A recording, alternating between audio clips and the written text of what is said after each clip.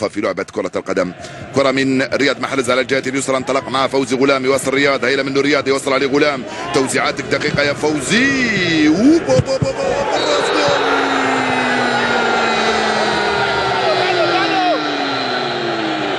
فعل إسلام وافتتح مجال التسجيل عند الدقيقة 22 بالراس.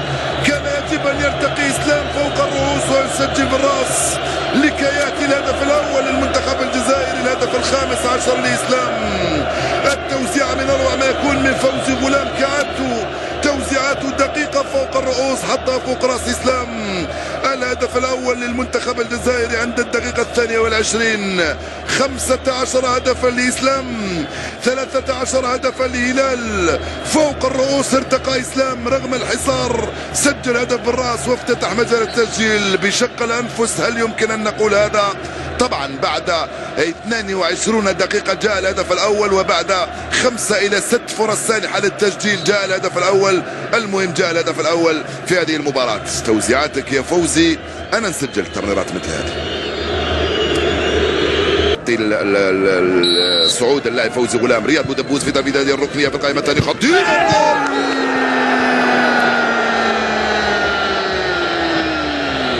بعد إسلام جاء دور هلال، كلما يسجل إسلام سليماني يأتي بعده هلال ويسجل هو أيضا.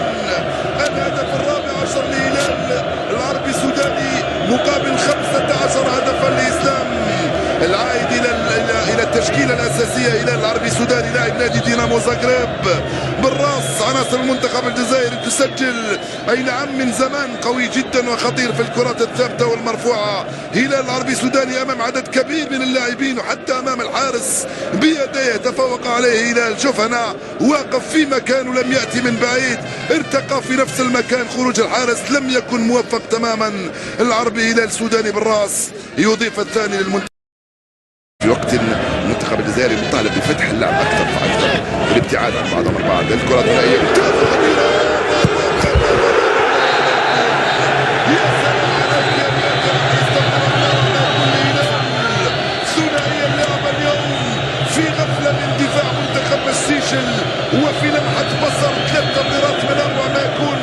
في وقت كنت اتحدث عن التمريرات البينيه والسرعه الفائقه والزياده في الرتم، تمريره ثلاثيه بتمريرات ثلاثيه من اروع ما يكون.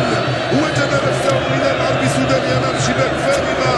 لحقك الان يا اسلام. هلال العربي السوداني صاد في رصيده 15 هدف. اللعبه الثلاثيه الرباعيه عفوا من اروع ما يكون.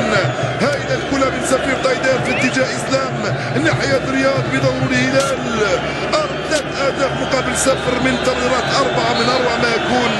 رياض لم يكن آنانيا وهلال لم يجد امامه سوى الشباك فارغ. وانطلاقا من هناك على الجهه اليسرى من ابراهيم شنيحي، وصل مباشره لمهدي عبيدي، غير تماما على الجهه اليمنى لاسحاق بالفضيل، راح انطلق هيله منه هيله ممتازه من اسحاق، وصلت لرياض جول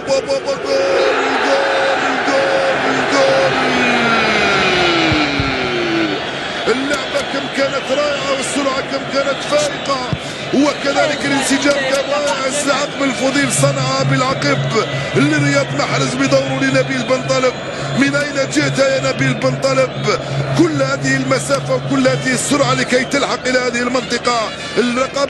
المراقبة الاولى للكرة كانت رائعة من اسحاق، زاد في سرعة الهجمة. رياض حطها مباشرة لنبيل، جاء من بعيد وسجل الرابع.